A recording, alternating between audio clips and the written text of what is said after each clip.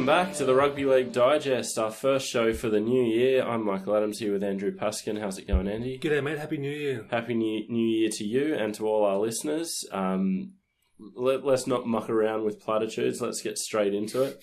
I've spent our mini break delving right into some Rugby League history, as is my wont. This is a surprise, this topic, to me. Okay, well, I think you're going to like this one, and I'm sure all of our listeners will as well. This is actually, we had a couple of listener requests to do more Queensland content, which I think is a brilliant idea. I'm not starting at the start. I'm not doing the history of the Queensland Rugby League from start to finish. We're going to dip back to the past and to the future at various points. The point I'm starting is basically the point where I come in on Rugby League, and that's the entry of the Brisbane Broncos in 1988. What a time. Along with the Gold Coast, or the Gold Coast Tweed Giants and the Newcastle Knights. Anyone who hasn't seen the video I posted on Facebook earlier this week, go to our Facebook page and have a watch of that. The history of the Gold Coast franchise. Oh, so good. That was really hilarious. But anyway, we'll just get stuck in it.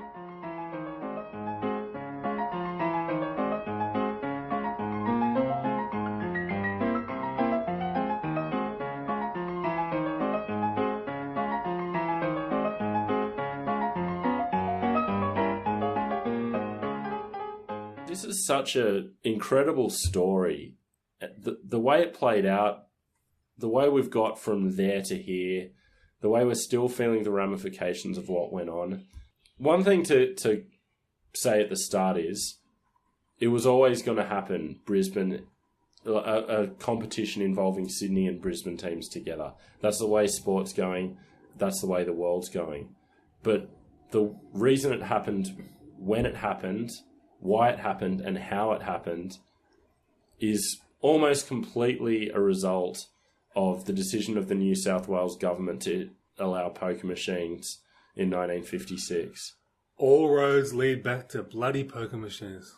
So for a bit of context, the Brisbane Rugby League competition was basically on its knees by the mid-80s, directly as a result of the funding issues, not having poker machines to back up their leagues clubs, which backed up the football operations. You had several clubs in receivership.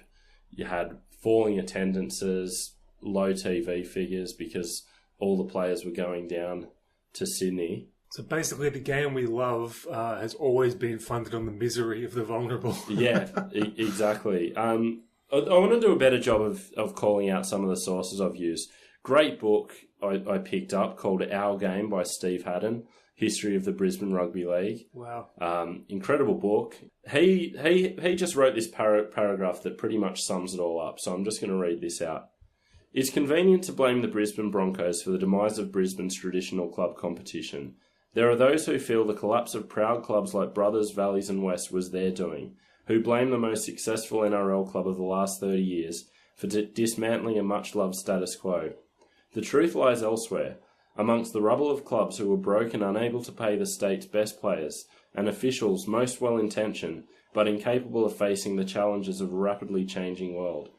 Buffeted by an annual exodus of players to Sydney, dwindling crowds and revenue, soaring costs, poor facilities, clumsy decision-making, and rival sports poised to challenge the incumbent, Rugby League in Brisbane had hit the wall. See, I always thought that it was strong. Well, you hear about Wally and Gene Miles and Mal and this, that and the other. That was the last bastion. So by 1986, you had 42 top-line Queensland players playing in Sydney. You had another 19 who were heading south for the 1987 season. Guys like Fatty and Les Kiss. Yeah. The QRL was going through ever increasingly futile efforts to stop the player drain. Like Gary Larson's arrival at Norths was delayed by a Supreme Court injunction. Yeah. Do you think the Supreme Court just gets so sick of rugby league cases? Yeah, putting on exorbitant transfer fees, which were like raised if you played State of Origin. And it had gotten to the point where for a young player making his mark in Queensland, your most likely path to a State of Origin jersey was playing in Sydney. And so Mal went down at the end of 85.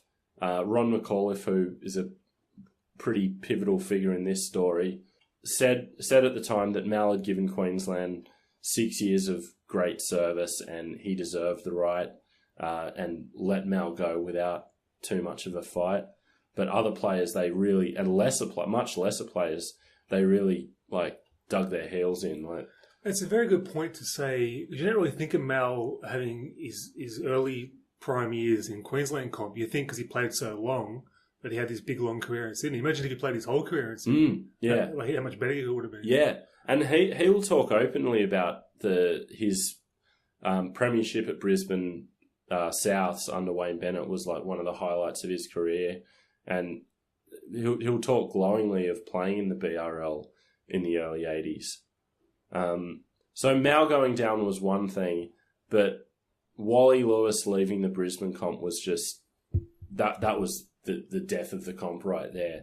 So the QRL did all they could to stop Wally and Gene Miles, who were going down to Manly as a like package deal. This like really kind of kicked everything into gear. So in 1986, some people in the Brisbane comp could see the writing on the wall. A bloke named Darren Vandervelde came up with an idea to get a Brisbane team backed by the QRL to play in the Sydney comp in 1987. Wally Lewis, who was famed for needing a challenge to play at his highest level, he was excited by that. That kind of fell apart because the Brisbane clubs were, worried about their own self-interest. Wally Lewis decided, well, I can't go back and play. He was captain coaching Winner Manly at the time. He said, well, I can't just go play for this like compromised comp. I want to play with the best players. So him and Gene Miles, on a deal in part brokered by Fatty Vaughton, decided they wanted to come to Sydney. Imagine that Manly side. Yeah. That's a story in itself, but that back line that already had Michael O'Connor coming in 87, had Dale Shearer at fullback. Yeah.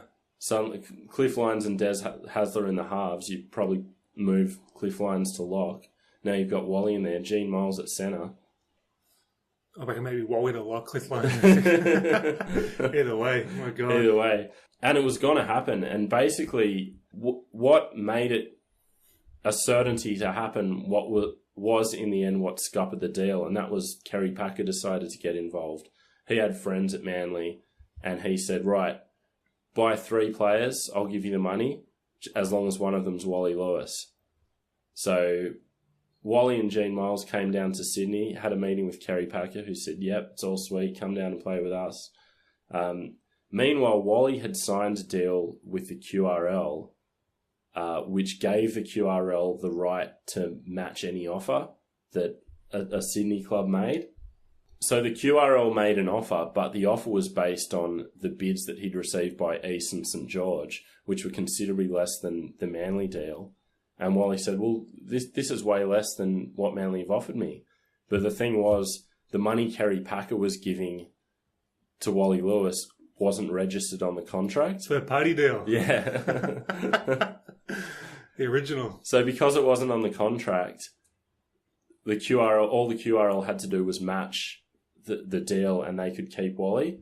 And they did it in the most shameful manner. Wally Lewis came down to Sydney for the Dally M's while this contract stuff was going on, and he was saying he's not going, and the QRL were trying to get him to sign. Ron McCauliffe, who was boss of the QRL, sent out a press release saying that Wally Lewis had re-signed with the QRL. This story broke as the Dally M's were going. I mean, how rugby league's that? And Ron McCauliffe's like classic figure in rugby league. About the decision to issue the press release regarding Wally and Gene Miles' contracts, they wanted to go and they didn't want to go. So I pulled the rug from under their feet. I think I did them both a good turn. So Wally was furious. He was furious, like, by default. Yeah. He must have been triple furious.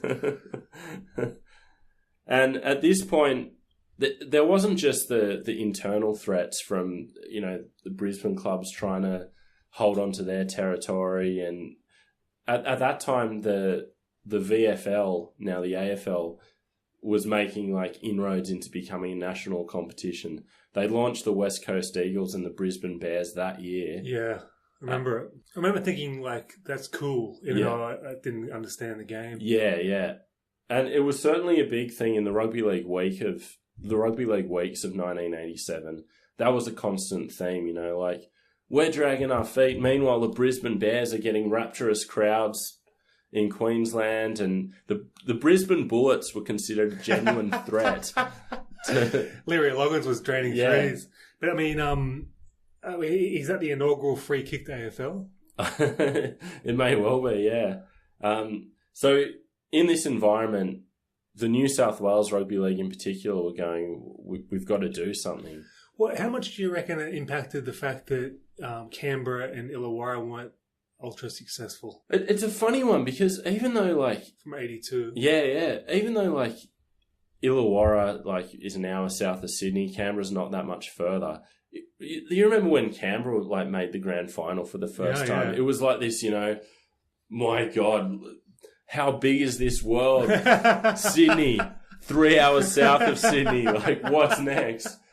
Like, these were considered major steps to have, like, a presence outside of Sydney. Yeah. So, and the fact that Canberra in that 87 season had about 8 first graders playing who were Queenslanders.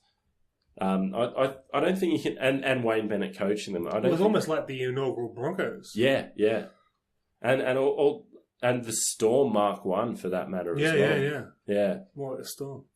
But I love this rugby league thinking. So Steve Mortimer was a regular columnist for the Rugby League Week in 1987, and he was talking about the threat from Aussie rules. The game of rugby league should now head into the war zone, take on Aussie rules head to head, and establish the Winfield Cup 16th team at Albury. I rarely felt more strongly about anything in the game than that the next and critical step should be to create a club taking in the Albury Wodonga Wagga area. That would be taking it right to the Aussie rules mob. So, a little outpost a few hours south of Albury didn't really come into the equation. But that is so funny. I mean, that's got shades of Buzzers Take It to Park sports. But it's funny to look at the sporting landscape in general. Like, I mentioned the Brisbane Bullets.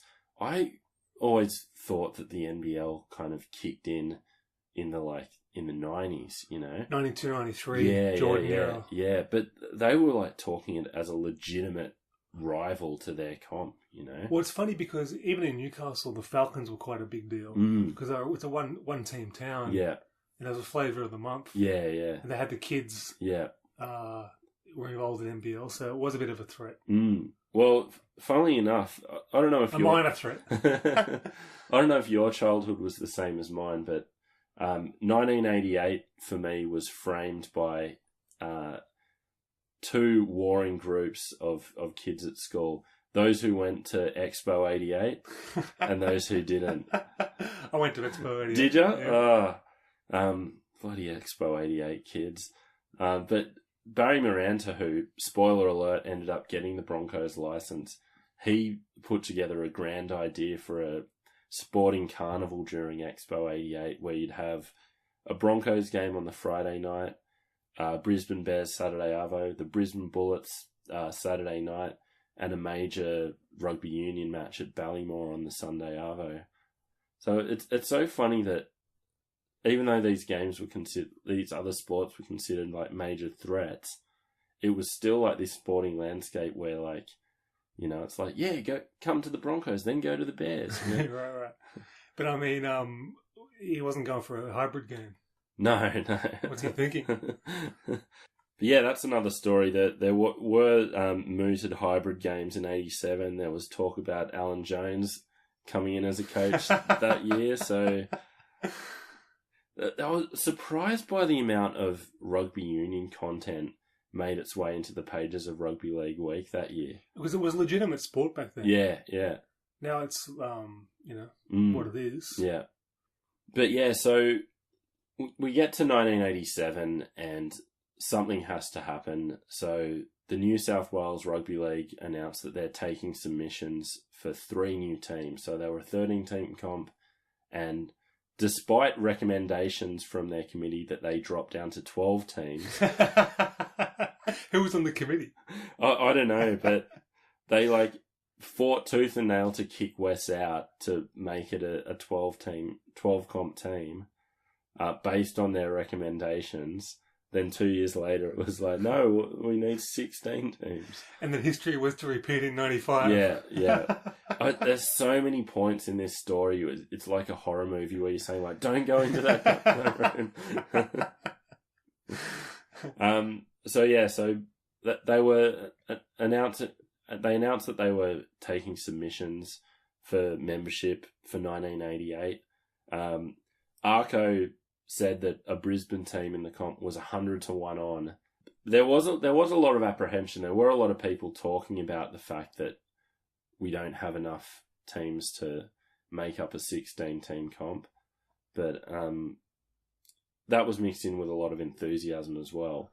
Well, apart from the Gold Coast, that didn't eventuate. Yeah, but I mean, what if we did go down to 12 or 14 teams that year? Yeah. But anyway, there's a lot of what could have been in this story. So we'll just get to the vote itself. So they put it to the Brisbane Rugby League, the Queensland Rugby League. Do you want to join the New South Wales competition in 1988? The QRL voting block was made up of 3 members of the BRL, 5 from the Country League, and then a couple of others who I forget. So the BRL just spent all their time campaigning with the country guys to get them to vote no. It's always the same rugby league. Subcommittee on subcommittee, infighting on backhand deals. Yeah. Awful. So long story short, despite this 100 to 1 on odds, the QRL voted against the move to Sydney. So basically there's some conflicting accounts of what happened and why. At this point, there were 4 consortiums vying for the license. One of them was the Vandervelde bid, who'd kickstarted everything, but soon realised that they didn't have anywhere near the money you needed to do it. It's like someone has a genius idea but has no money, so rich people with the capital come in and take over. So you had the Maranta bid, which ended up winning it, made up of Barry Maranta, Porky Morgan, Gary Belkin, and Steve Williams. Is that any relation to Lachlan Maranta? Yes, he is, uncle. Wow. Yeah. Could even be son. I can't remember, but guaranteed relation. Wow. Yeah. The other bid was what's called the Jeans West bid. A couple of businessmen based in WA, I think they were, and the fourth was they were called the Queensland Internationals, made up of John Sattler, Peter Gallagher, and Bob Hagan. We'll hear more about them later in the story. Imagine if that won. Yeah. Well, there's there's more to that story a bit later. Well, interesting little connection with my good friend of mine, comedian James Smith, went to uni with Paul Morgan's daughter in Gold Coast, and was friendly with the family. And he's not a rugby league guy at all, but he was just telling me how much of a legend he was. Oh, really? He's the coolest guy ever. Yeah. Well, the fact that he first came onto the national landscape for bankrolling Crocodile Dundee. Outrageous, yeah. So basically, however it went down, the consortiums weren't given the option of presenting their cases before the people who had to vote on it. So it was kind of like the Republican thing where like there was all this manoeuvring to compromise the vote, so people weren't voting on the idea; they were voting on the specific idea, and it was a farce basically. For a guy like me who like avoids conflict, like just hearing about rugby league board meetings makes me like get anxiety. I'll quote from Adrian McGregor's book, Wally and the Broncos, one of a trilogy of books that Adrian McGregor wrote about Wally Lewis in the space of about 5 years. Good reading all. Wally, Gino and the other players were under a huge marquee in the centre of Lang Park.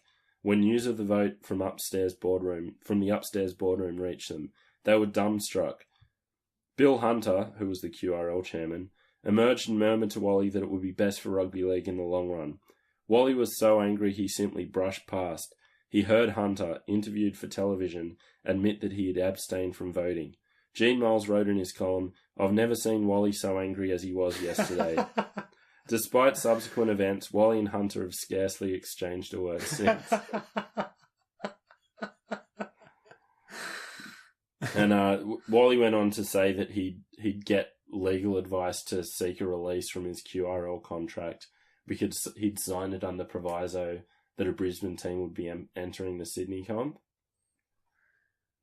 There's never-ending avenues of legal... There's so many legal avenues they always seek to get out of a contract. Now, at this point, I think we should say something about the two main consortiums, the Jeans West and the Maranta bid. The Jeans West started as like unbackable favourites to get the licence. So, I mean, who were they? Jeans West, the company? Yeah, right. Yeah. So Alistair Norwood, I think, was the founder of Jeans West, and he was like, you know, the guy running the bid. They made a couple of like fatal errors. The first was to hitch their wagons on Ron McCarthy, who recently he'd been running Queensland football since the 50s. He'd recently stepped down as QRL chairman. But Arco type figure, right? Arco type figure, best mates with Arco. He was a senator in Queensland, Machiavellian type, you know. And because of that connection, Arco and the New South Wales Rugby League really favoured the Jeans West bid. Arco's opinions coloured by his biases that later came out, as you heard when we did the Arco History Corner. But yeah, he was backing the Jeans West bid. But what they did was they went after Ron McAuliffe to get him involved in the bid and get his support, not realising that, that they realised that he just stepped down, but not putting together that a bloke who's been running rugby league for 30 years is going to make some enemies. Enemies that once they've seen the back of him won't be too keen to see him re-emerge. That's the genius point. And it just goes to show, like, the power isn't with the individual, it's with the institution. Like, you take the individual away from it, like, he's just another guy. Well, good point, but what about guys like Arco and Bozo? Without official titles and still running... holding CEOs on marionettes, etc. Bozo's a kind of inexplicable one. Right, yeah. So, but I don't think it's... I can see where his logic is backing McAuliffe. Yeah. Thinking he's still running it de facto. But yeah. You make some good points. He would have a million enemies. And the other thing they did was to get players to sign up for their consortium. Like they... Wally Lewis was captain coach at Wynnum, and Gene Miles played under him. And one night Gene Miles missed training and didn't give a reason. Then it turned out that he was on the news because he was backing the Jeans West bid. So Wally blew up at him and fined him at $500, which was like an obscene amount to find someone then. So I always thought that they were sort of equals, you know, like I didn't know about the captain-coach dynamic. Yeah. Obviously, everyone looks up to Wally in Queensland, but I thought because the origin and stuff, they were like sort of equal. Well, they were like best mates, and like, you know, kind of you couldn't say one without the other. But Gene Miles had there was a perception that he was like Wally's lapdog, right? So that was how that power dynamic kind of played out. When Wayne, this isn't part of our story, this is out of our remit, but like when Wayne Bennett dropped Wally as captain and installed Gino, it basically like severed their friendship. God.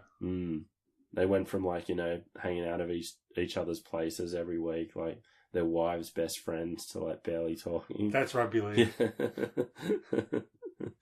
Yeah. But yeah, so the Jeans West bid thought if we get players to sign up for us, then we'll get the public support.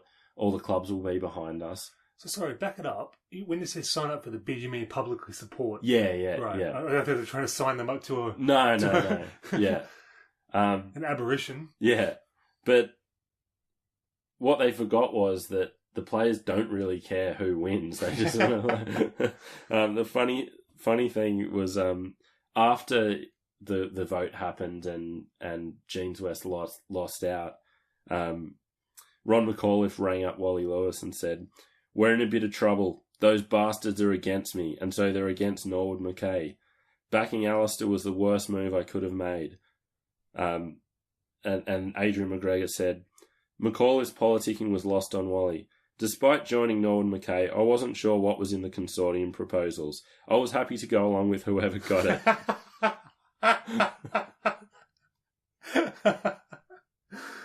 Rock solid. Yeah. Probably the fatal flaw in the Jeans West bid was they were not from Queensland.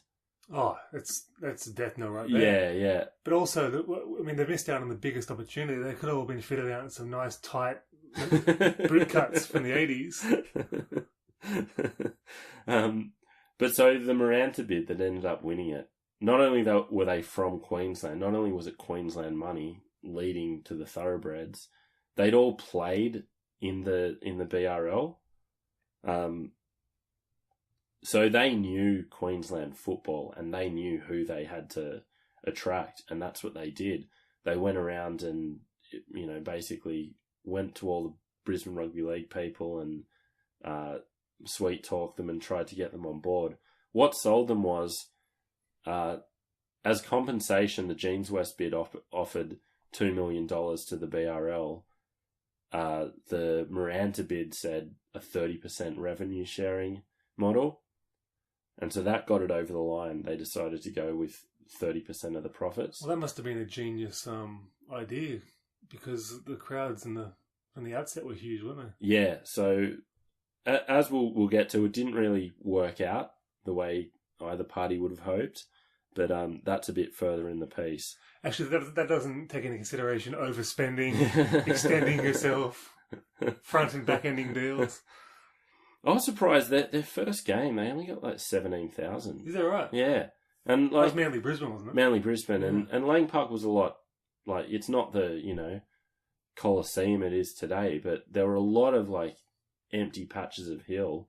I watched the game recently. It might have been a bit of wait and see. Yeah.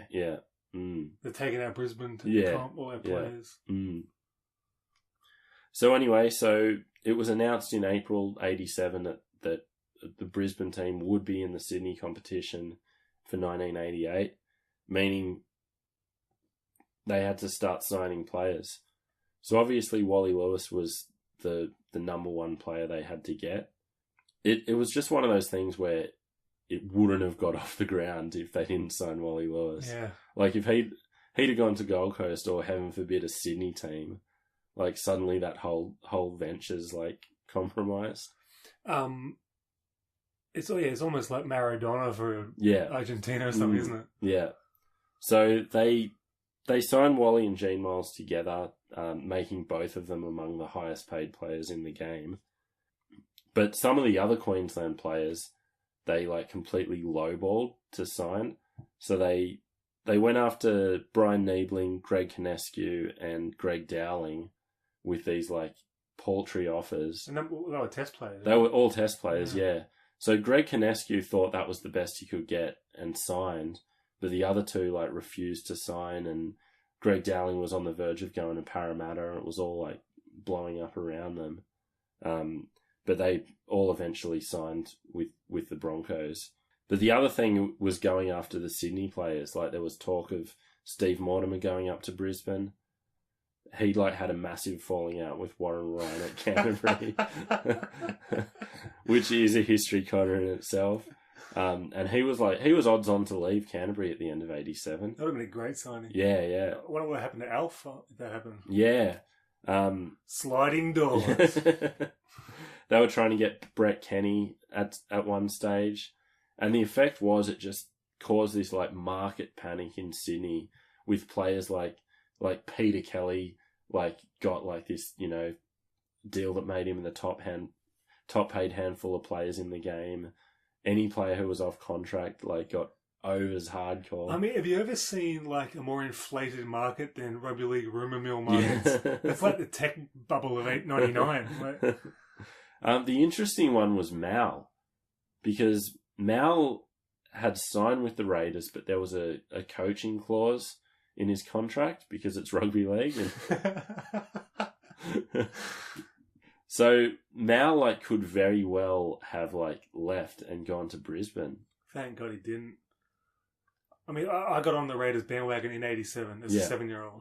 That was Mal and Chica. Yeah, Chris O'Sullivan. It's funny he didn't go, really. Like he played under Bennett at Brisbane.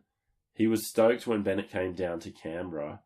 He'd only been in Canberra a couple of years. Like, yeah, I reckon it's just the loyalty of the guy. Yeah, well, he probably saw something special brewing. He did. I'll read his quote. "I decided to stay because I believe Canberra has a great future, will be a force to be reckoned with in the 90s. The club has good administration, a huge number of juniors, and players who will develop into somebodies. Canberra will be an exciting club to be with." See, in those days, you could rely on your juniors staying for a while. Yeah, yeah. Generally. Yeah. He probably saw Loz going. Well, he did, yeah. Laurie made his debut that year and, like drew, like, rave reviews in his, you know, limited opportunities. You had Kevy Walters coming on, Steve Walters there. Like, yeah. Not to mention the established Clyde. players. I don't think he would have been, like... Well, he came out in '88, I think. Yeah, so yeah, he would have been in the system. Then he had his Queensland mates, Gary Belcher, Peter Jackson came down that year. Coin. Yeah. But yeah, so that was an interesting one. Like Bellyache. What? Imagine that Brisbane team, but with Mal in it. Oh, yeah. A lot of what ifs in this. A lot of what ifs. The other one is the young players they had coming through. So Alf made his Queensland debut that year. He was playing under Tommy Raudonikis at Ipswich. Just think about what would have happened to him if Mortimer came up. Yeah. Because he needed that development as a young, small guy. Yeah. Could have been lost to the bush. Yeah. And the funny thing is, Bennett saw Kevin and Kerrod Walters and Alan Langer playing together at Ipswich as like 16, 17-year-olds. And I'll read this. "Love is a strong word, but I loved the way they played. They ran, they threw the ball, they did anything they wanted to do. They threw it over the back of their head, around their body, most times without even looking. The Canberra job came up in 1987 and I only took Kevin, because watching those kids play, I thought the best thing for them in their future was to break them up. That way they would have to rely more on other players and they would become better team players for it." I mean, how calculated is that? I know. It's funny that he took Kevin, and then Kevin was the one he didn't really rate in the end. Yeah. Well, that's a bit harsh, but he didn't rate him as high. No. One person who wasn't too happy about the breaking up the twins was Mrs. Walters, Sandra. She said, "I was really wild when Kevin went to Canberra. I didn't like to see the twins split up. It didn't seem right. Kevin told me he used to walk around the house in Canberra just before going to training looking for Kerrod."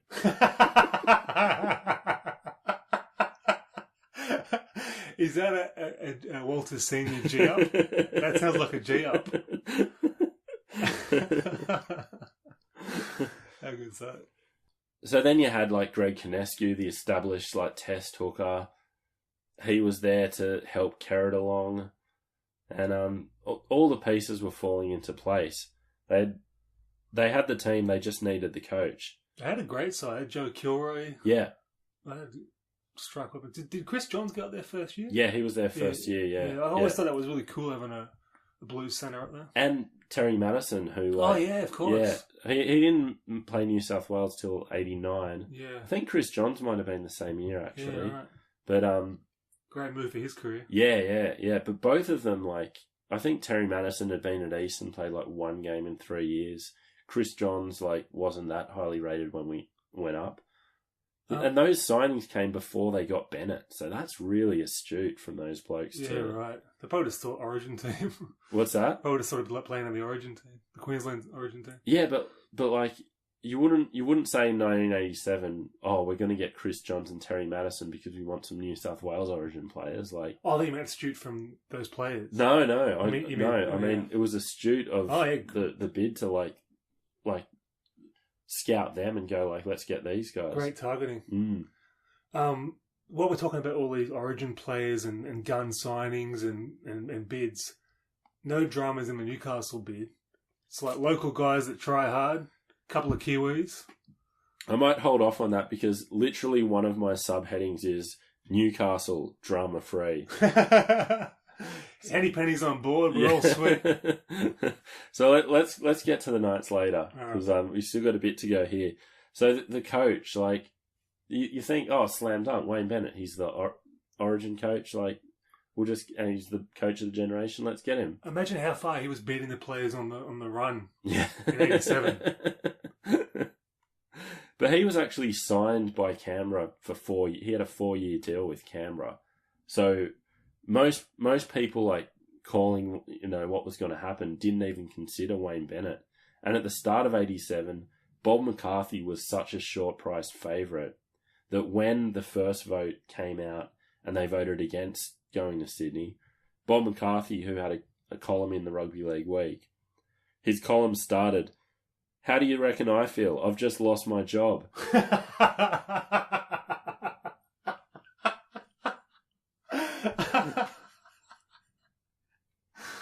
And what it all came down to basically was a word between between Porky Morgan and Jack Gibson. I'll read this out. This is from Bob McCarthy writing in John Sattler's book, Glory, Glory. "Gary basically said, we want you to coach our Brisbane side. A few hours later, I rang my accountant, who also worked at the QRL, and said, mate, I have this job at the Broncos. He rang back a few days later and said, are you sure you have this job? I'm also Wayne Bennett's accountant, and he just rang me to get his Brisbane contract looked at. I rang Gary Balkin and said, what's bloody going on? He said, sorry, Bob, Porky Morgan bumped into Jack Gibson at the airport. Porky asked whether Brisbane should sign you or Bennett. Gibson recommended Wayne, so that's who we're going with." Another sliding doors. I mean, think about that. Jack Gibson's a genius. Yeah. But yeah. I mean, so if he's a bit late for the with his boarding pass, Bob McCarthy runs Brisbane. It's so like we say sliding doors in jest, but there's so many different ways this could have gone. Like, if Wayne Bennett stays in Canberra, I don't think much changes there. I think Canberra win a billion premierships. Sheensy's very lucky. Yeah, Sheens is very lucky. There was talk, so he was coaching Penrith. He'd already announced that he was leaving Penrith in the early part of '87, with nowhere really firm for him to go to. Wayne Bennett, as far as anyone knew, was locked up for 4 years at that point. The Canberra job wasn't open. There was talk of Tim Sheens going to Newcastle and being their coach, which would have been great. But they didn't have the cattle. So, like, what's Tim Sheen's reputation now? Yeah. If he goes to Newcastle, foundation club, in their foundation year, and absolutely. Like, he's probably out the door in 3 or 4 years, and is coaching like West or something, and just has like a middling career. Absolutely. But yeah, so as I said, Wayne Bennett had a deal with Canberra, but after Jack Gibson's words, they were like, okay, well, we're just going to get Wayne Bennett. Like, don't worry about his deal. This was made easier by the fact that he had a contract that Les McIntyre, the Canberra boss, never got around to signing. I mean, for Christ's sakes. But what about the the client privilege between the accountant. Yeah. It's like direct information. No, he's not an attorney or something, but still, they got a code of conduct. It's funny, like, after Bennett announced that he was going, and there was like a lot of to and froing to allow him to go, Canberra obviously were pretty pissed off because Don Ferner was their inaugural coach. They coached together in 87 with the idea that Wayne Bennett would take over solo in 88. It's almost like Stewart leaving Para for Canberra. It's like, it's fate. Yeah. Like, if it didn't happen, everyone would be thinking, why did that happen? Yeah. But it's funny, like, so Bennett copped a lot of criticism when the news came out that he'd signed, because it was a major shock. Like, the week before it was announced, Rugby League Week was saying, there's no chance Bennett's going to Brisbane. It was like literally 1 week later they announced it. But I'll read this quote from Wayne Bennett. Canberra and Wayne Bennett are on amicable terms. Otherwise, I wouldn't be staying here until the end of the season. It has been said that Wayne Bennett has always been a highly principled, even God-fearing man who always lived by his honour. I've never made myself out to be like that. A bit of third person there from Wayne Bennett. So there's a lot of like conflicting stories as to how the deal went down and how he got his release. Mal Meninga said that he was upset that Bennett was leaving, but he could understand there were family reasons, and he said that, okay, I'll tell Canberra if they release you, I'll sign for 5 years. But he said that in his book, and the timing doesn't really work out. So, I don't know, it's just odd. I can't see Mel making it up, though. Yeah, true. Anyway, the sliding doors is that, like, Wayne Bennett was so crucial to that team because they needed someone who was bigger than Wally. Like, but he wasn't bigger than Wally at the time. This is my point. So, it's unbelievable the cult of Wally Lewis in Queensland in that era. Like, Wally Lewis was at one stage talked about as the only person who could reasonably coach the Brisbane team while playing. The only reason Wayne Bennett got the gig of Origin coach in 87 after losing the previous year was because Wally Lewis said he didn't want a captain coach and backed Bennett. Like, he ran everything to the point where there was when they were deciding what the team was going to be called, one of the names was the Brisbane Emperors. God. But they needed a coach that was going to be able to stamp his authority. Do you reckon he had his cards marked from day dot? Wally? Yeah. I think so. Do you think Wayne said, I need him out of here so I can... Yeah. Well, the way Wally Lewis lost the captaincy kind of speaks of that. So it happened after their playoff loss to Cronulla in 89. They were on the bus going back to Brisbane, and Wally Lewis got up in front of the team and like gave a speech, and Wayne Bennett just looked around and noticed that they weren't going with him, and he said, I could tell right there that, you know, it was time to move on. So I think he knew that he had to get the team beyond Wally Lewis. And I don't know if Bob McCarthy or anyone else would have been able to, like, get past that. Yeah, absolutely. Maybe Jack Gibson. Yeah. But even then, Jack Gibson at that point was probably in the Wally Lewis stage of his coaching, you know, like he wasn't meeting the eyeballs with the players as he did, you know, a few years before. You know who definitely would have matched wits with him? Warren Walk Ryan. Can you imagine that? I predict a falling out. So it's all fallen into place. They've got their players, they've got their coach. Now they need to work out what this team is, who they are. The Broncos had been mooted from way early in the piece, like before the bid was announced. Well, let's talk about that. I mean, rugby league bids, they're always naming the bids way early. Yeah, yeah. I saw with the Gold Coast Dolphins. Yeah, yeah. With swim coach Laurie Lawrence spruiking them in the video on our Facebook. But, it's like the Western Reds were the Reds in about, Yeah. way early. Yeah, yeah, yeah. We've got the Brisbane Bombers, the Central Queensland corridors. So in early March 1987, when it was just floated that there might be a team in Brisbane, it was like, can you picture it now? The Brisbane Broncos. So that was very smart by John McCoy, the journalist who did that story. It's got two benefits: alliteration, or three benefits. It's an American NFL name, and they kind of are like Queensland with Brumbies and whatever, and horses and what have you. Well, it's funny because they wanted the alliteration, and they wanted an Australian flavour, and you think, well, it's got to be the Brumbies then, right? Like the Union team wasn't around yet. Yeah. Like it was there for the Brumbies.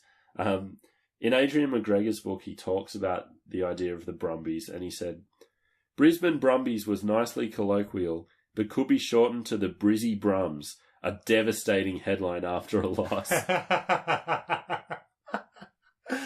Thinking too much about it, but I think Broncos sounds better. I think it does too.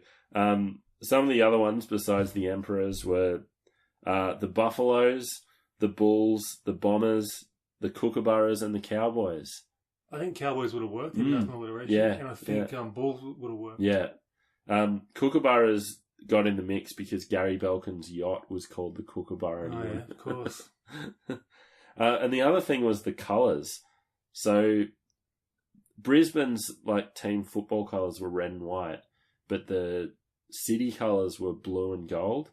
So early on, it was going to be like a blue and gold design. I've got to say they dropped the ball on the colours. I think the colours are great. I hate the colours. I think they nailed it. I think that first jersey is just about the best they've had. That probably is the best one they've had, but they've had some stinkers all in the line. Travel Land. I like that era too. Oh, yuck. No, I think they got the colours right, and it was a near miss because they had a design printed and ready to go. It was a predominantly blue jersey, but they changed their mind at a function that John Singleton happened to be at.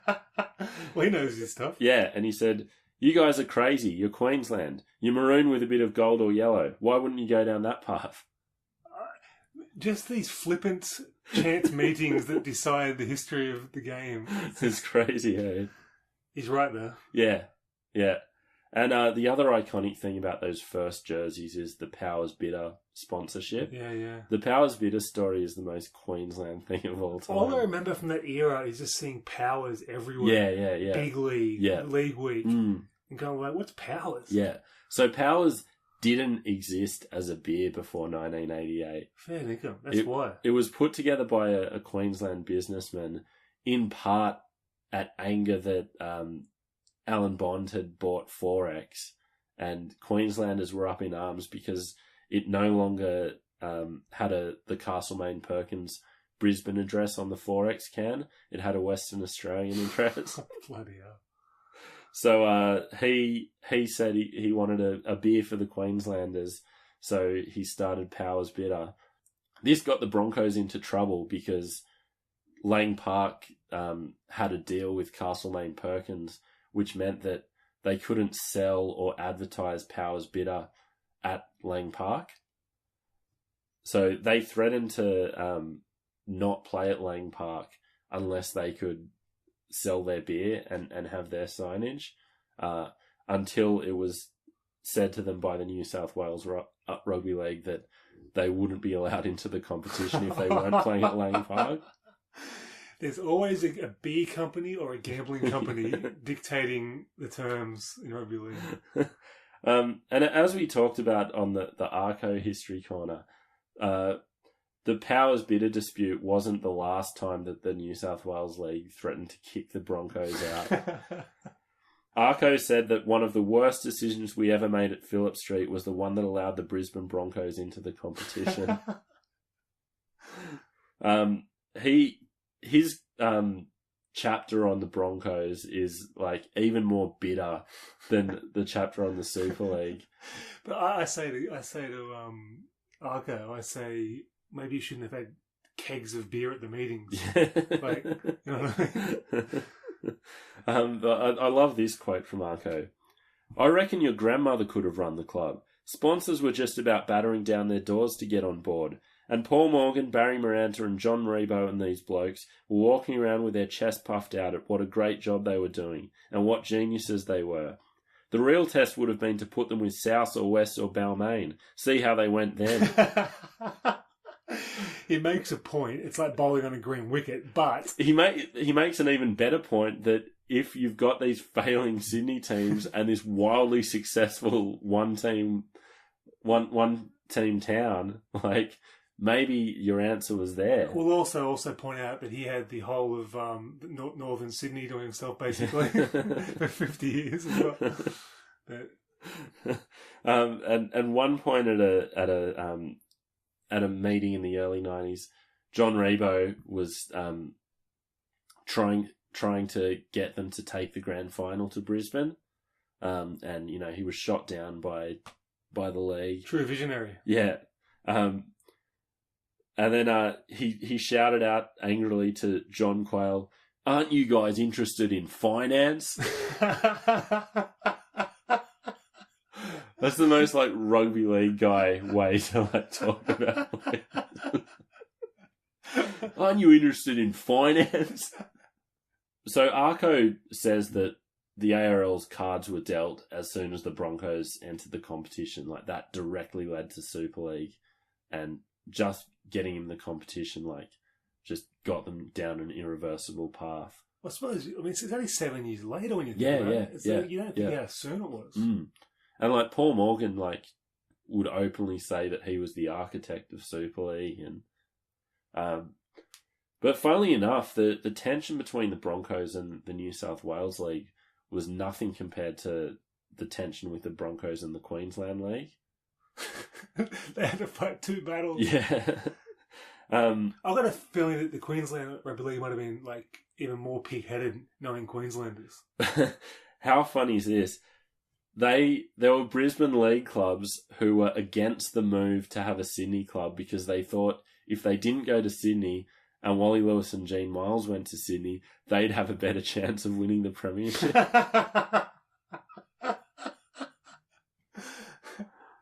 You want to know about a true capitalist ideal? Rugby League there's none. Everything's about me. Yeah, every single thing. Yeah, there were clubs that were a bit more forward thinking, and they wanted a Sydney club, but they wanted it to be ran by the QRL. I don't think it would have worked. It would have been too insular. Yeah, surely. Yeah, and there would have been these competing interests with the Origin team and everything else. Yeah. Well, I think you can't argue with the success of the Broncos. I mean, unmitigated success. Yeah. You had other clubs like denying their players the right to go to Sydney clubs or Brisbane or the Gold Coast. They weren't releasing clubs. Like the Diehards club said, well, we lost Les Kiss and Gavin Allen last year. We can't lose any more, so we just can't let them go this year. I mean, you got to feel for them as well. Oh, you have to. Like, they went from being like, you know, the Winfield, like, it was the Winfield Cup. They had a Rothmans medal. I mean, they still did that after it, but they had sponsors. Sponsors dropped out, like, left and right after. But let's compare that to the Newcastle comp, which is also very strong. In the mid-'80s, early 80s, it's really strong. Yeah. Still is. But people get behind it in Newcastle, you know. It's a team for us. You know? Yeah. You wouldn't hear Lakes United trying to, like, block players to go to the Knights. So the tension mounted in the first couple of years of the Broncos, and the 30% revenue sharing deal, that fell apart before the Broncos had turned a profit. So the BRL didn't get anything out of it. It fell apart in the most rugby league way of all time. I'll read. This is also from Our Game, Steve Haddon's book on the BRL. Ultimately, the relationship between the QRL and the Broncos was severed in 1990. after public criticism of consortium members by a high-profile official on a boat cruise ended up in the courts. It happened in front of our media manager, Kev Kelleher. We had journalists sign stat decks. The action was in the courts for 6 weeks. We'd been called crooks and thieves in front of a group of journalists on a 4X cruise, said Maranta.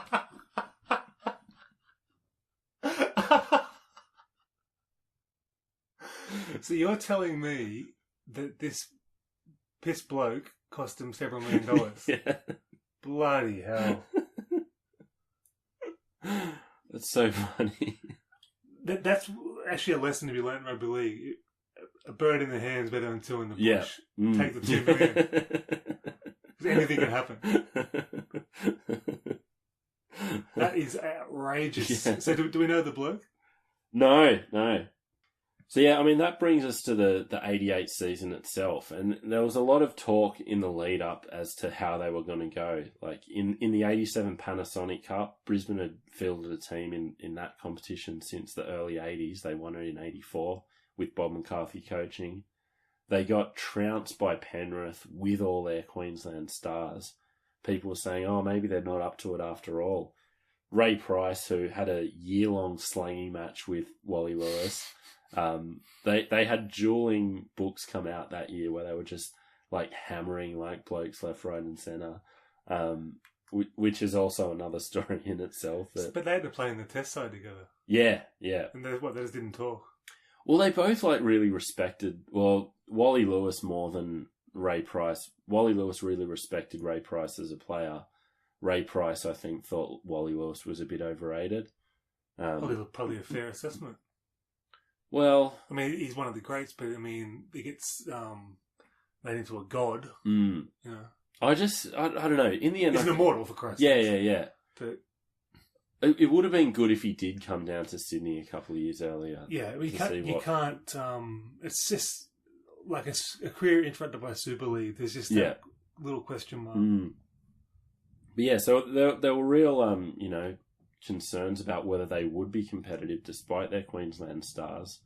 And, they fell a bit short that year, but, rammed a point home in round one, taking on the reigning premiers Manly, beat them 44-10 at Lang Park. I watched that game just last week, and what really struck me about that, I'll read out the team that ran out. Round 1, 1988. You had Colin Scott at fullback, Smoke and Joe Kilroy and Michael Hancock on the wings, Chris Johns and Gene Miles in the centres, Lewis and Langer in the halves, Terry Madison, Brett LeMann, who scored the Broncos' first ever try for any trivia fans. Keith G made up the second row. Then you had Brian Niebling, Greg Conescu and Greg Dowling in the front row. Is Keith G Andrew G's? I don't know. G double E though? Yeah, same spelling. So you'd think it'd be related. You'd have to be. You have to think so.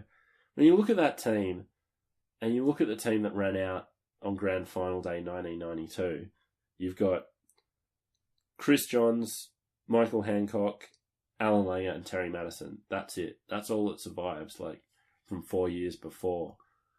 But that was a team of people at the peak of their powers, 28, 29-year-olds, which you needed in 88. Yeah. And as I said about Greg Conescu bringing Kerrod Walters through, there are a few other examples of that. But, it's just funny reading all these stories and all this, controversy about, they've got to sign Brian Niebling, and then Niebling's out of the league a year later, Colin Scott, Wally Lewis was backing Colin Scott over Gary Belcher for the Origin team, and Colin Scott lasted 1 year. It's it's just so funny that all this furor, and then the team that gets it done is almost unrecognisable. Well, that's rugby league in itself. Yeah. There's a story about that first game in Fatty's book, Turn It Up, that I always remember from reading as a kid. I think about this twice a month. Apparently he organised with Wally before the game, because they're best mates, whatever, and great mates, to do a funny handshake when they did the toss. So instead of shaking each other's hands, they leant over and shook each other's foot from behind. And I remember thinking, this is the debut of the Broncos. You're shaking each other's feet. But it's hilarious. And so fatty as well. Yeah. And I think about that all the time. That's classy. Turn her up. So there was a lot of like drama to get the Broncos up and running. It's like a stark contrast to Newcastle, which was like, it was announced that there's going to be 16 teams next year. Newcastle from day one was one of the teams. By April, they had their colours, which like haven't really changed, except when they wear that like high vis disaster. Like, it's pretty much unchanged from 1988. They got everything right. Yeah. Down to the sponsor. Yeah.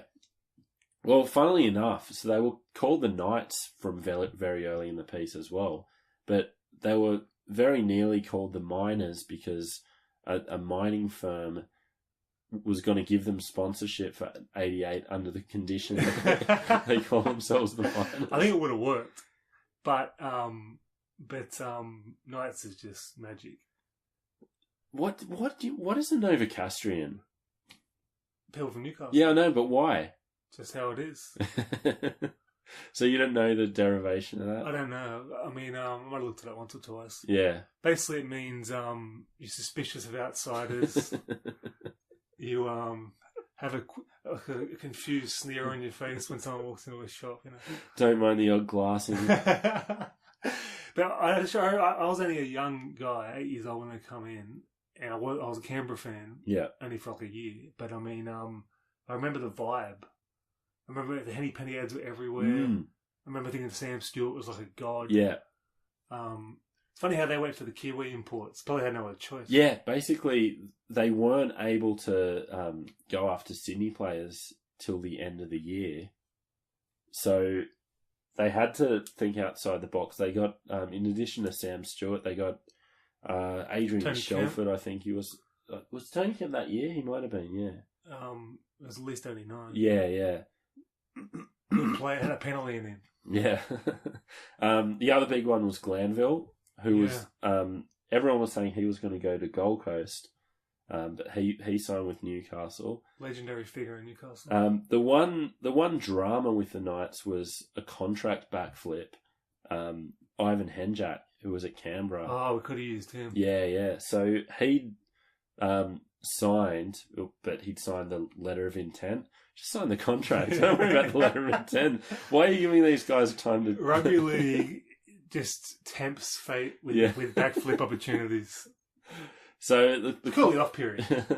The classic Rugby League story. Ivan Henjak signs with the Knights mid-year. Suddenly the Raiders go on a grand final run, and he thinks, why am I leaving this team? You know what? If he left, with Stewart coming in 88, it would have been a whole different career for Ivan. Yeah. And they did well, like the Knights, to... I think we had Steve Linnane at halfback then. Okay. I think. Didn't he get like 18 weeks for eye gouging or something? I don't know. Yeah. He was playing at St George in 87. He got like some 18-week suspension or something. Let's look up the original team. Yeah, I have to look that up. But they were like, by 1990 they were like 7th or something. I remember that year they were like looking at top 5 until late in the piece. All we cared about for the first, 5 years in Newcastle was making sure people knew they had a game when they come to Newcastle, and they were very happy with that. Yeah. As long as they bashed some guys. Yeah. Paul Marquette, David Mullane, that sort of thing. Yeah. Mark Sargent. Yeah. It's funny what an immortal can do if you get one. Hell yeah. Like, what is that team if Joey doesn't emerge? I don't know. I remember when he emerged, I was at the game. Like, they probably, throughout the 90s, they would have stayed that really tough team that, teams would hate to go to Newcastle and have to deal with the Chief and Sargent, Glanville, etc. Even an immortal needs a BK, though. Yeah. Batman needs a Robin. But yeah, the Newcastle was the classic example where it made perfect sense. Awesome rugby league community, really strong local competition, not too far from Sydney, but far enough that it's a regional identity. Plenty of local juniors, insular attitude. Yeah, it's got it all. So it was crying out for a rugby league team. From day one, they were just the team, no issues, We've had some ups and downs over the years, but, there hasn't been any controversy about Newcastle being in the comp. Well, the one thing you hear over the years was this. I mean, if we had the poker machine money from West Newcastle, we'd be laughing. But we're struggling. But West have got all the poker machines. We need them, right? And then the West bought them. So you'll never hear that again. It's actually quite sad. There's a quote from when the bid was first announced by their general manager, Graham Harders. "We will not need $300,000 from poker machine palaces. We will make the game pay for itself." It's like, it was a beautiful dream. Yeah. You know? That's like saying, back in the Winfield Cup, I'm not taking any cigarette money. Yeah. And as we'll see, pokies played a central role in the identity of the 16th team. You know how much this makes me sick? Like, it's just all through the history of the game. It's just riddled with this. Yeah. And the crazy thing about the team that became the Gold Coast Tweed Giants, why does Tweed Heads get a rugby league team? Before they announced who the 16th team was going to be, all these people were saying like, "Oh yeah, it's got to be Tweed Heads. It's got to be Tweed Heads." And I'm like, why does it have to be Tweed Heads? I say it's got to be Hat Head. Yeah. It's got to be Foster. Like, why? Yeah. So it's got to be Nambucca Heads. So the only plausible reason for why it had to be Tweed Heads was because there were no pokies in Queensland. Tweed Heads had the Seagulls Club. Well, do you know what? I got a memory from when I was about 8 or 9, probably 88, maybe 89, when we were in Queensland visiting family. We went to the Gold Coast Seagulls club. The Tweed Head Seagulls and it was Club. Giant. I mean, we hadn't seen anything like it. Yeah. And then, lo and behold, here's me 15 years later feeding 50s through the bloody thing. Yeah. So I'll read this quote about the Seagulls Club. "It's the Taj Mahal on the Queensland-New South Wales border, classic rugby league trope. Any large pokey den is the Taj Mahal." I reckon that's what they were going for in India. The pokey den look. "As soon as you enter Coolangatta Airport, you get the message. The giant advertising sign screams out, 'It's a sensation. Seagulls Rugby League Football Club, open 24 hours, 445 poker machines.' Seagulls, built 16 years ago on what was once swampland, has 11,000 members. 95% of the customers come from across the border, many in busloads, to poker machine country. Think of that. Around Bordertown, the Seagulls Club is seen as the seventh wonder of the world, at least until Joe goes. Then the locals say the poker machines will flood into Queensland." Yet another good thing Sir Joe did. You say yet another. He got the scones. R.I.P. Flo. Bloody Flo. Yeah. Yeah, so the scones and holding off on the pokies. But yeah, so that was it. It had to be the Seagulls because they had the poker machine money. But it's so rugby league to go, oh yeah, no worries. Yeah. But as it turns out, the Seagulls weren't ready to go in 88. Oh, you reckon? Part of this was because of it looked like a ragtag bunch. It looked like the Afghan army from the day dot. Like, just like thrown together. Uniforms aren't matching. Like, so basically there was a board takeover at the Seagulls Club. After an incredible power struggle surrounded by claims of sex orgies involving former directors, claims of corruption and a stabbing. I was just going through my notes today and I read that and I'm like, why didn't I research this? So a stabbing and a sex orgy. Yeah. So anyway, so the old board were out. We're not talking about the Titans, are we? So the new board of the Seagulls came in and they said, we're dead keen, we want to be part of the competition, but we're not ready to go in 88 because we're tied up with this $12 million resort at Coolangatta that we're trying to extricate ourselves from. If you can hold up. The age-old rugby league trope of rugby league clubs in the land development. Who's running that? Lyle Gorman and Damien Irvine? But so the case strengthened for, a team on the Gold Coast. It had to be 88. Legendary winger Ken Irvine, who was one of a host of players living on the Gold Coast, said it's a must. They've got to go to the Gold Coast, and he's really sold it with his pitch here. If you get more than 7,000 in the Oval, you're in trouble. They'd have problems at first. They'd have to pull in the Gold Coast League, but it's very weak. They'd be lucky to have 6 players good enough to play reserve grade in Sydney. Group 18, which is where the Tweed Heads is 1,000 times stronger, but there would need to be a big injection of Sydney players. But despite all the talk about what an attraction it would be for the top Sydney players to come and live on the Gold Coast, you won't get the Brett Kennys and the Peter Sterlings. You get a few good players and the others would be reserve graders, or those battling in first grade. But you got to start somewhere. I love some real talk, though. So we've got a 7,000 capacity ground. 7,000 capacity ground. A local comp that couldn't even supply reserve grade players. A board who had recently ousted the sex orgy stabbing board and had a $12 million financial black hole in Coolangatta. Faced with all of this, do you think the New South Wales Rugby League might have said, look, we've had an odd number of teams for the last 5 years. We can go one more. You guys get your stuff sorted. 89, you can come in. They said, no, we've got to have 16. It's got to be 16. At this point, we're going to bring up the third consortium, the Queensland Internationals, the aforementioned Sattler, Gallagher and Hagan. So Sattler ended up in Queensland because he went and played for them for a Queensland team when his South career ended. His paper boy when he was living up in Queensland, a 14-year-old Paul Fatty Vorden. Wow. Yeah. He said, as a paper boy, Fatty made a bloody good footballer.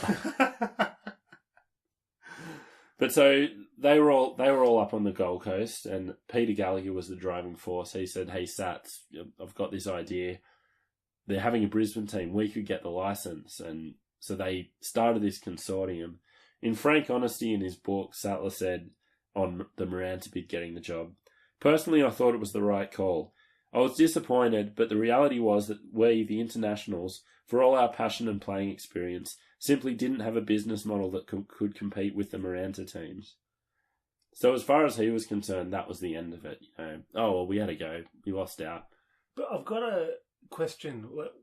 Why go for it? Just get a membership there or something. And yeah. Get a car ride around the ground or something. Why are you trying to run a rugby league club if you've got no business model? Well, I think that's the question he posed to Peter Gallagher, and Gallagher said, "Oh, it'll be sweet, so we'll work it out." So you'd think they came a distant third in the bidding. Maybe it's like, all right, good try, guys, but we got a better one. All right. The New South Wales Rugby League said, "You guys want to run the Gold Coast?" So these rumours were flying even before the vote happened, when it became clear that it was a 2-horse race. At this point, when the idea was mooted that the internationals could take over the Gold Coast, one of the consortium members said, "We're not interested in second prize." A full 22 days later, Bob Hagan came out and said, "Actually, we're more excited about this proposition than we were with the bid for Brisbane." They should never have got the license. There should never have been a 16th team in 1988.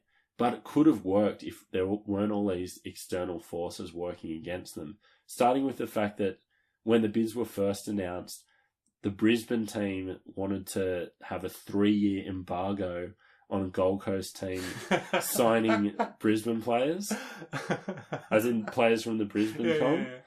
Yeah. I don't think they got that over the line, but that's the climate we were living in. Well, what would have been happening? Unofficial threats of blackmailing. Yeah, exactly. They were so far behind the 8 ball that in March of 1987, when Ken Arthurson was asked about the 16th team, he said their identity was anyone's guess. Like, as boss of Rugby League, how is that acceptable? I know it was like 1987, we're not too far removed from, like, part-time secretaries, but, like, you're the boss of the Rugby League, and in March you're saying it's anyone's guess. It goes back to the first bid when the Vandervelde consortium tried to get a team for the 87 season.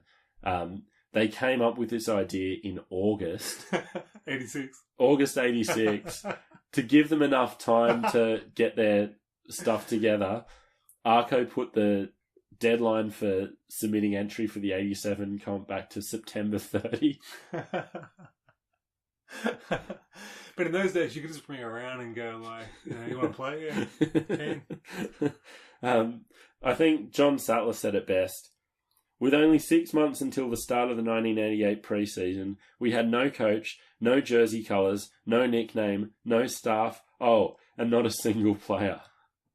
It's criminally sad. Yeah. They were just fighting with no hands behind them. Yeah, both hands behind them. Yeah, exactly. But maybe Albury would have been a better idea. Yeah, yeah.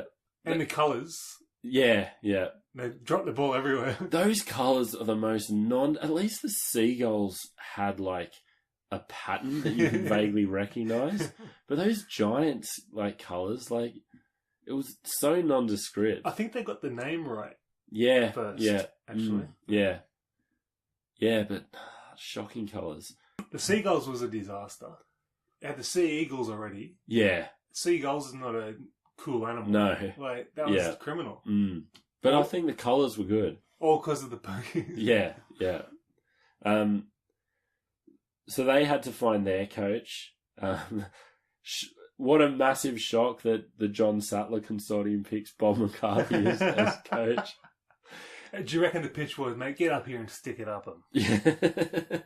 I guarantee it was a vengeful appointment. Yeah. Well, Bob McCarthy was also, really positive about the coaching job. He said, this was Bob McCarthy in a Rugby League Week article. Why, people seem to want to know, did Bob McCarthy, again, the third person thing with these guys, take on what appears to be a struggling Gold Coast side and not the Brisbane team or one of the established Sydney clubs I've been offered in recent years? As difficult as it may be for supporters of the game to believe, the major reason was the gut feeling I had about this new Gold Coast team.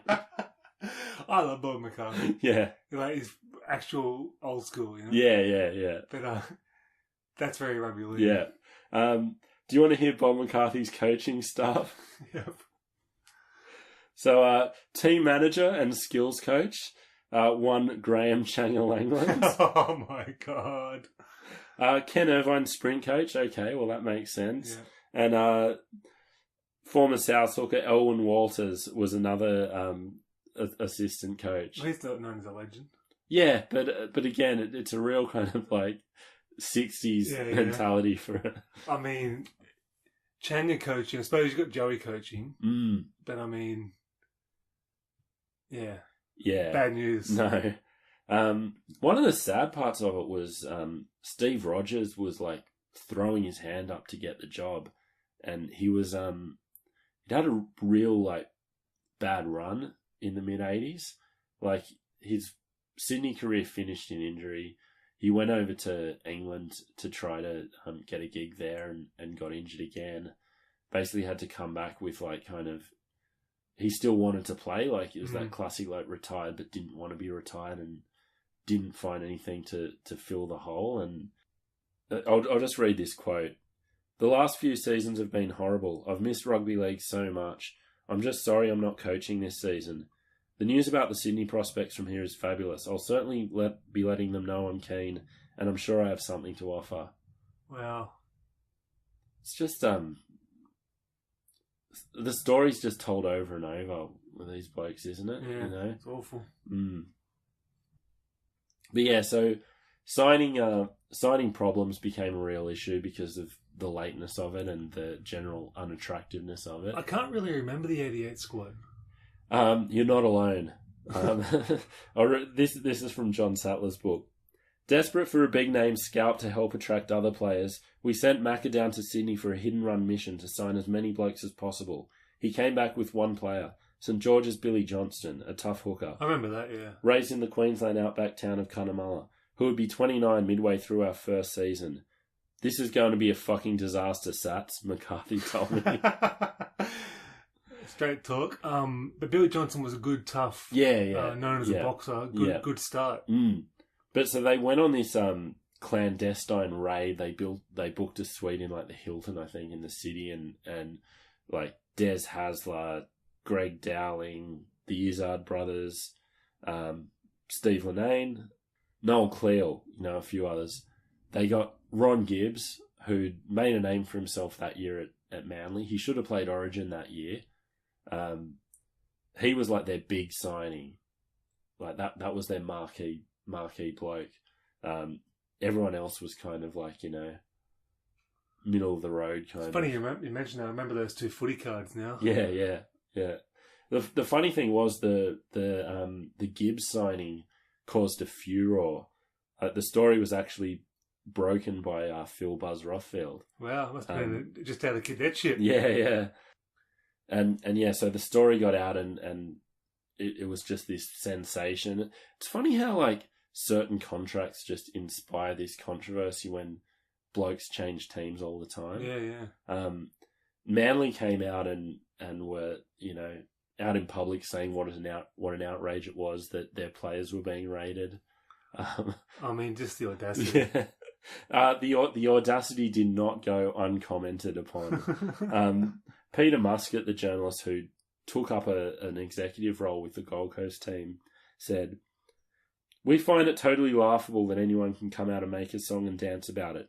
Manly have delivered 30 knockout punches to other clubs, and at the first sign of a counterpunch, they cry out foul. We find it obnoxious that Manly, who have raped and pillaged every other club in the league, should bleed and squeal in this way." Oh my God. That's beautiful language. Yeah. It's Shakespeare. Bob McCarthy was seen to be having angry words with Bob Fulton in the tunnel at Lang Park during the State of Origin.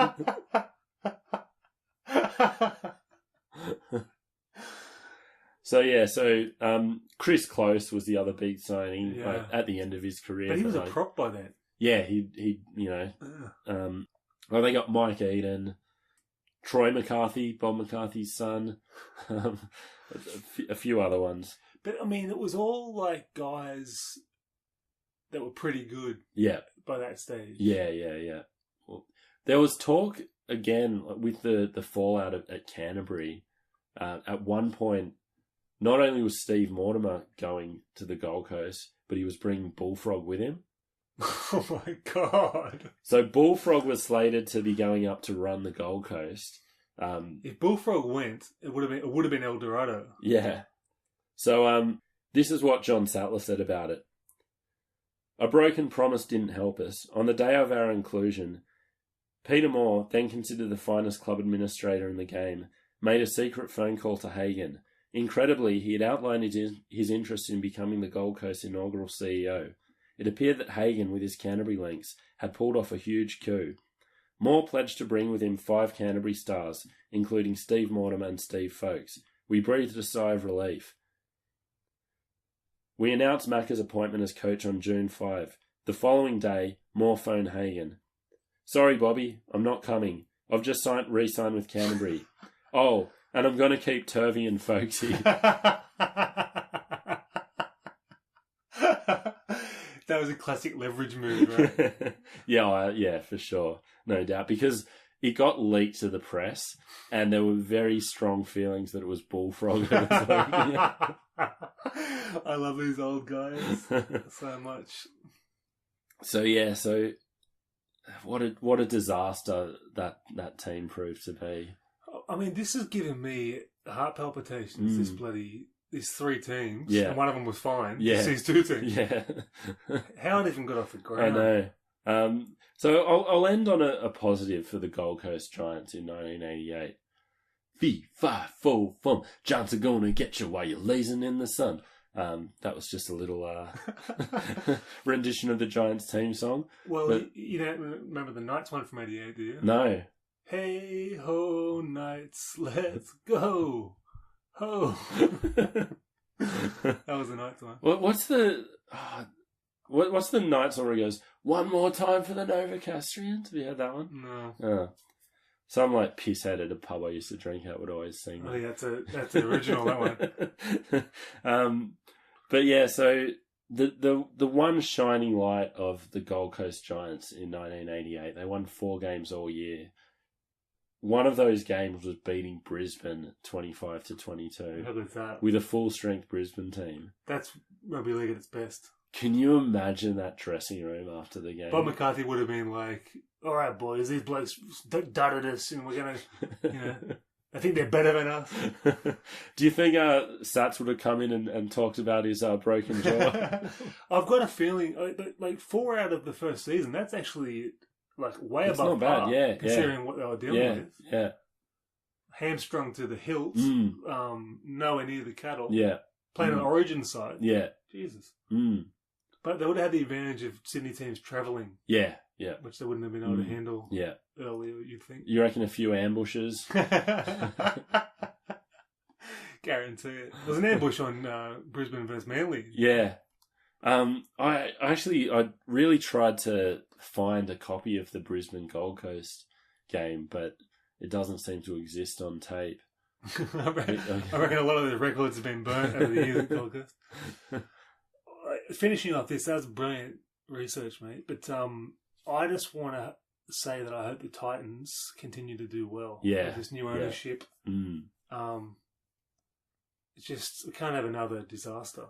It's funny doing this research and then watching that news clip with the train wreck of a history that the Gold Coast had. That really strengthened my affinity with the Titans too. I was like, this has to work, because if it doesn't work this time, we need to think about other options. But they've got everything in place now. Yeah.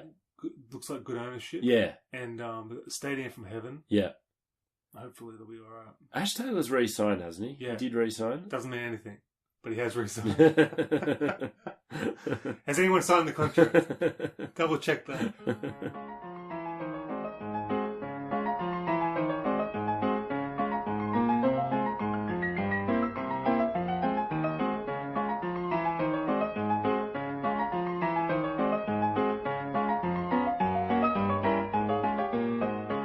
So that's this week's History Corner. That's this week's show. We'll be back with the full season preview soon. Yeah, and just a little note on the short-term future of this show. The Rugby League Digest family is about to get a bit bigger with the impending birth of my second child. Congratulations, mate. Thanks, mate. So that will more than likely keep me out of action for a few weeks. Hoping we can get one more show in before the new one arrives. But anyway, that's, if you don't hear from us, that's what's going on. There might be a few solo interviews just with me. Deadwood Michael Adams will be on hiatus in those shows. So hopefully we can keep cranking out the content, and we'll speak to you soon. Thanks very much.